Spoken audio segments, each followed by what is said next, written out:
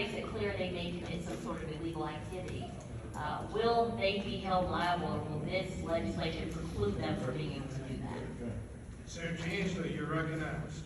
Thank you, Mr. Speaker. No, if they have any reason to suspect they're selling a firearm to someone that should not have it, they can be held responsible. Senator Jackson. Thank you, Mr. Speaker. And so I thought we already had some protections in place for civil liability for gun manufacturers. How is this different from the law that we already have? Senator Hensley, you're recognized. Thank you, Mr. Speaker. There are federal laws that protect gun manufacturers in federal courts. Some state courts are allowing these lawsuits to be brought in state courts. This just gets us in compliance with federal laws.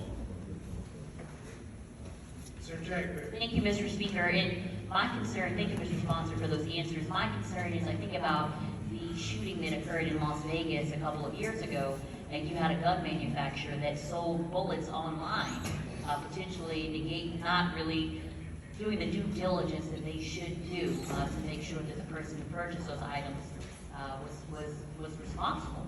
And so I feel like that, I think that when you do something you're not supposed to do, whether it's intentional or negligence in this case, because it's something so serious, there has to be some sort of consequence so you don't do it again. I will also say and echo the comments from my colleague, the gentlewoman from Shelby County. We are facing a crisis in our state. Guns are the #1 killer of children. And I think that we have to really think about what message this sends to our constituents. And I really want my colleagues to listen. This is not a Democratic issue. This is a Republican issue, independent issue. This is for mothers and fathers, for brothers and sisters, aunts and uncles. This is a Tennessee issue. And I know that this bill is not going to help that, but I want us to really think about it these next 3 days that we're here, what we can do to help reduce gun violence in our state. And particularly for those, and the sponsor said, those who legally have the weapons. I think we have to look at how we define legally, especially for those who have severe mental illness. Thank you so much, Mr. Speaker. Thank you, Senator Jackson. Senator Gianford, you're recognized. Thank you, Mr. Speaker. With all due respect to the sponsor, Mr. Speaker, I find it troubling and disturbing that what we're in here discussing today is expanding the legal protections of gun manufacturers. I heard the sponsor, Mr. Speaker, say this doesn't protect anyone who uses a gun illegally. But unquestionably, Mr. Speaker, what this legislation does is protect those who profit from those who might use a gun illegally. That's what this legislation does. And it does not go towards frivolous lawsuits. If somebody manufactures guns and advertises directed with knowledge towards young people who are troubled and at risk, this legislation protects them for that. If they're bundling for sales and marketing purposes Kevlar and thousands of rounds of ammunition and extended capacity clips, A-OK. As long as those products work as advertised, they will not be subject to any liability, regardless of how irresponsible their behavior has been. And we know, because there is lots of evidence out there, that there has been a deliberate push to put name brand weapons into video games, targeting kids. We know that there are practices. We know that some mass shootings have happened when a person purchased thousands of rounds and Kevlar and all that online without going through any type of background check or flag process. And that's the kind of case that we're actually that has slipped through the cracks, I guess, of the federal protections, which are already remarkably stringent on letting liability happen. We have civil liability, Mr. Speaker, so that people who are responsible will be held accountable Civil liability exists in that gap between where our regulations and laws don't provide an answer. And Mr. Speaker, we got gaps here in Tennessee and we all know it. And the fact that we are in here expanding the number of people who can get off without having any accountability for irresponsible conduct is offensive.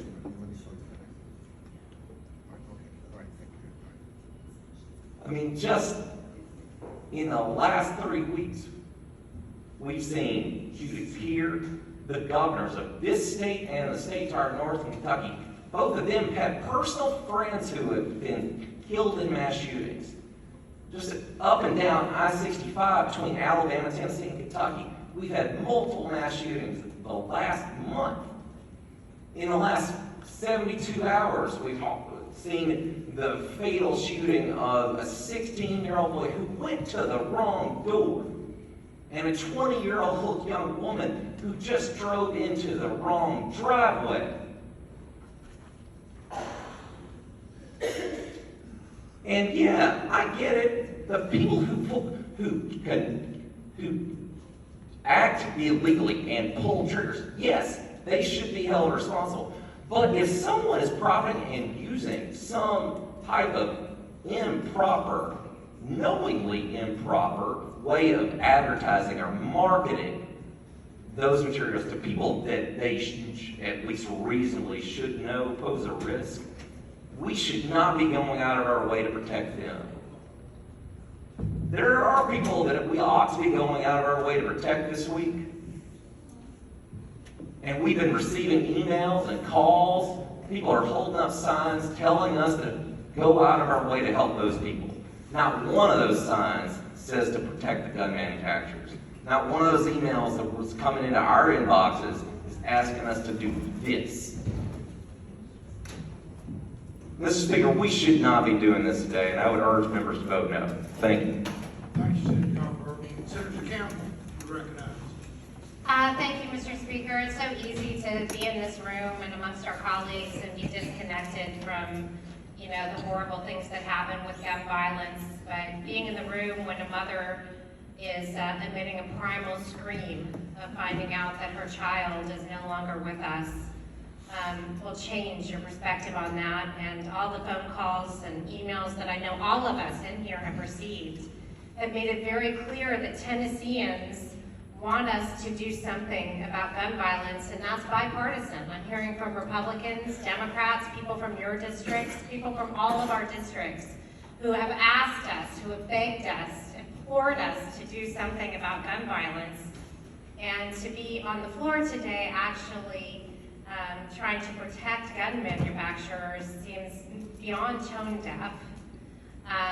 As you all have, I'm sure, noticed, we've been international news in the past couple of weeks for the gun violence and our reaction to gun violence in this state. And it's time for us to do the right thing. I understand that we're in this moment of greed versus good. I understand that we're in this moment where corporations are controlling politics in a lot of ways. But, in the final analysis, we have been elected by the people of Tennessee to represent them. And they have asked us very clearly, without any ambiguity, to do something about gun violence, and it is our responsibility to honor their request. I implore all of my colleagues to not vote for this tone-deaf bill that will actually reduce liability for gun manufacturers at this particular moment in time. Thank you, Mr. Speaker. Thank you, Senator Campbell. Senator Oliver, you're recognized. Thank you, Mr. Speaker. I just want to read a poll that came out just today, actually, by Enrolled Research. This was taken last week after the Covenant shooting. A survey of 877 registered voters across the state of Tennessee conducted a poll for a nonpartisan group right here in Tennessee. And 88% said they support background checks for gun sales. 82% support safe storage laws. 71% support red flag laws. 55% are opposed to dropping Tennessee's legal age to carry a gun from 21 to 18. Nowhere on here does it say they support more protections for gun manufacturers. And we are expediting our legislative session to get out of here, run out of here, and not do anything for the people who have asked us, begged us, shouted at us to do something for them, not the gun manufacturers who are responsible for creating these weapons of war that massacre our family members.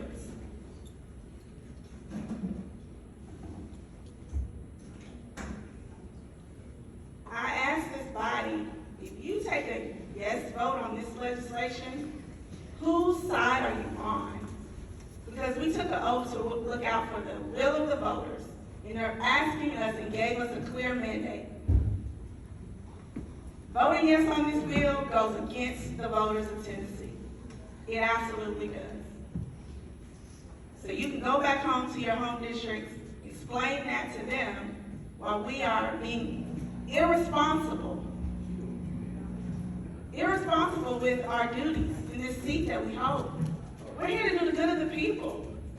Let's have a bipartisan bill that we can all vote on. Not this. This is not the time. This is not the time to rub this in their faces. With blood, by all means. This is not the time.